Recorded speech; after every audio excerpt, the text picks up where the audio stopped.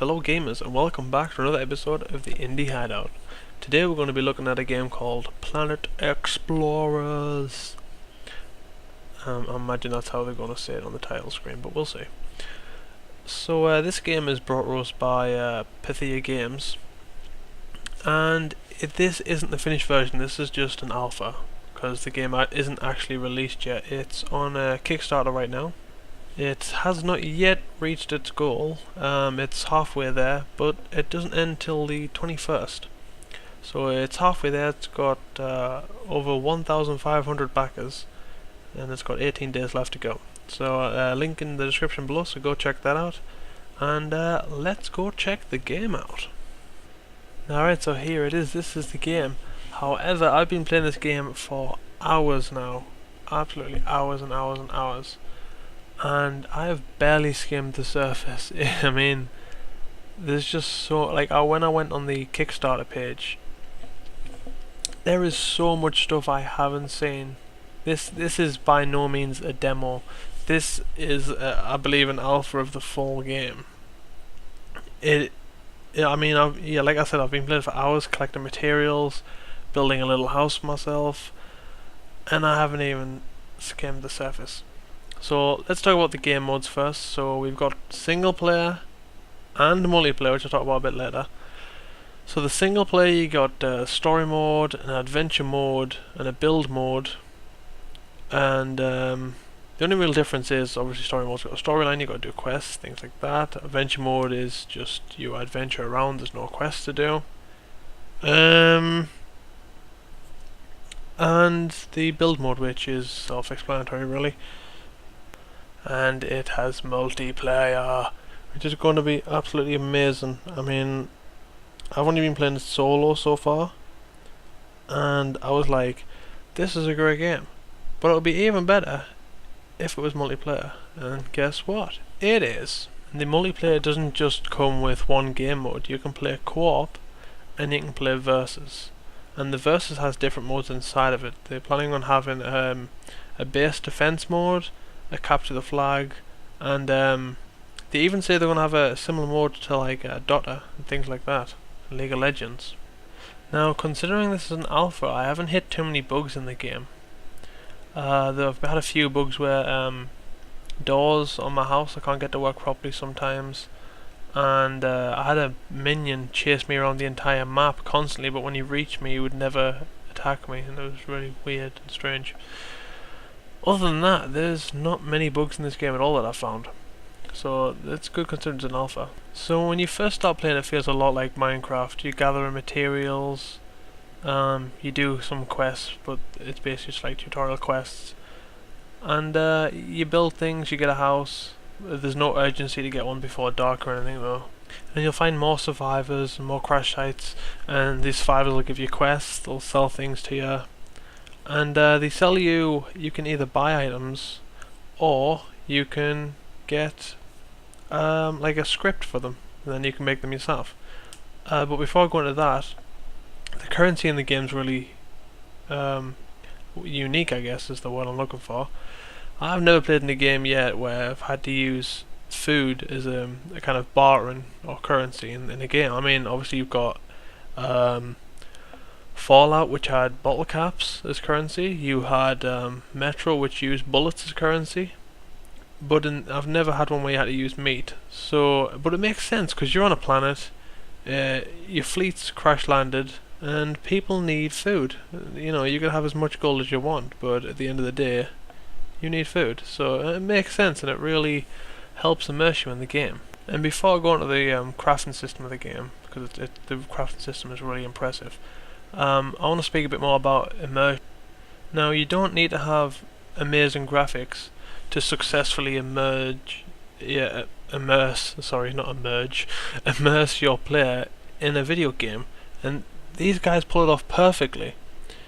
The feels like a small planet, because when you're sleeping, or when you're running around, you can actually see the planet kind of rotating, like the sky rotating around you, and then the sun comes up and then it goes down the other side, and you see moons and planets and things going past as well. It's so cool, it really immerses you. and also the wildlife in the game.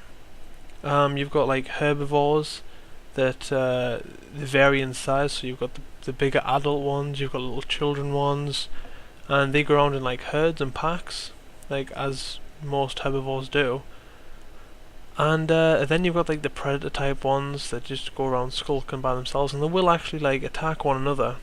And I mean, I've seen, like in some of the clips, that I'm showing you now, you'll see an animal attack another animal, and then an animal of a completely different species, but it's also a herbivore, sorry, will help defend the other animal. Which when I was watching that, I was like, that is so awesome that it feels like a living world, even without me interacting in it at all.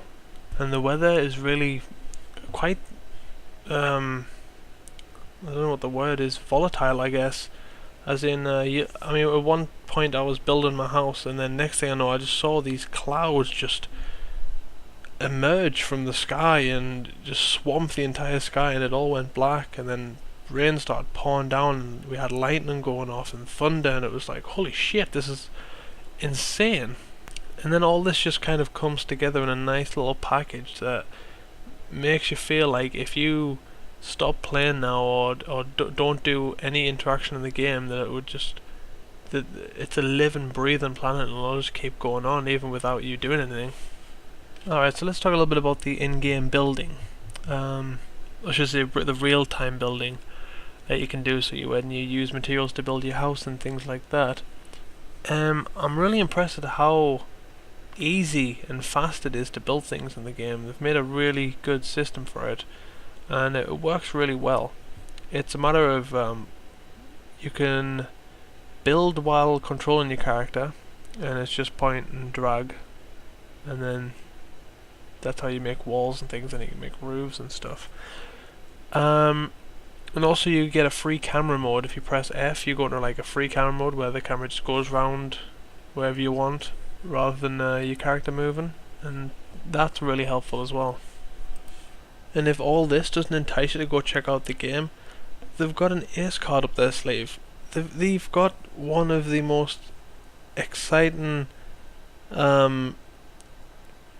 like item creators in the game. You can make your own items, and I'm not talking about just swords and shields and things, but you can make swords, shields, guns, and then it even goes on as far as to making vehicles and tanks. Even you can create cannons and use them as defensive structures for your house, or you can fit them to your vehicles that you make.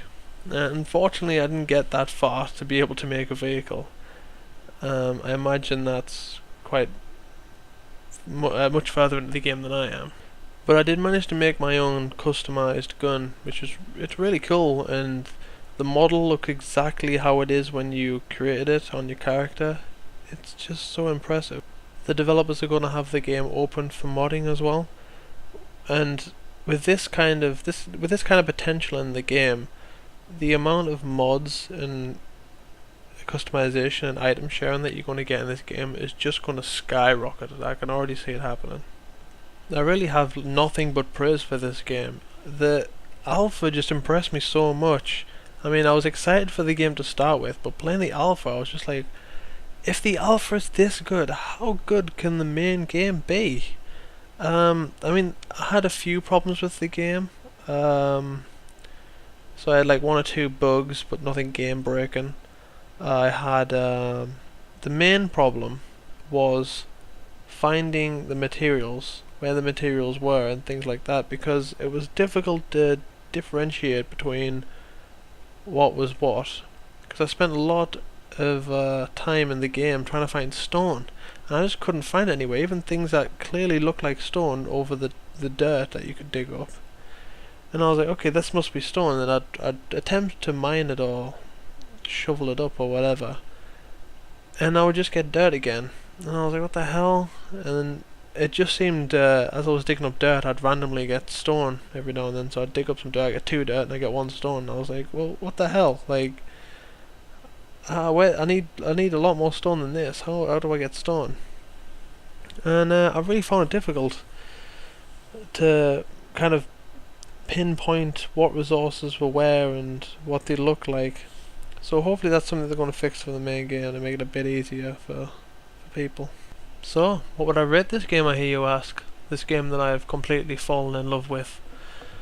Well, you have no idea how tempted I was to give it a 9 out of 10, but it is an alpha and I did hit a few problems with it. Some of them were minor. Actually, all of them were minor, but I don't know, I just can't justify giving an alpha a 9 out of 10. I don't think it would be fair. But definitely I would probably give the finished product a 9 out of 10. We'll have to see when it comes out. But, I mean, this has got to be probably one of the best alphas I've ever played, so I am going to give it an 8 out of 10 here at the Indie Hideout. I think you really will be missing out if you didn't go and check out at least some of the screenshots on the Kickstarter page. And I mean, the alpha is completely free. You don't have to pledge anything. You can just go and download the alpha, and there you go. It's only I think it's only 1.5 gig. You can download it as a raw file, and then away you go. And there doesn't seem to be any limitation. I didn't get any limitations at all when I was playing. There wasn't any, oh, you can't do this, isn't the full version, or okay, you've played for an hour, that's enough for you, get off. Do you think I forgot about the competition? Because I didn't. Alright, so for our double giveaway competition, I'm going to show you how I do it for once. Alright, so basically, we have between 1 and... whoops.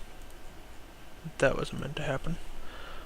1 and 36 subscribers, and then what I do is I generate a number and I go to the subscriber page and I count from left to right across the rows all the way down, and then I pick the winner. So here we go. So this one is going to be for Night Sky, and we've got number 14, so let's see who that is. So we go 1, 2, 3, 4, 5, 6, 7, 8, 9, 10, 11, 12, 13, 14. Bob Smegster. I'm pretty sure he won last time. God damn it. Oh, well, there you go, lucky guy. He's just won a Nice Guy. And the next one is for one of my favourite soundtracks of a game so far.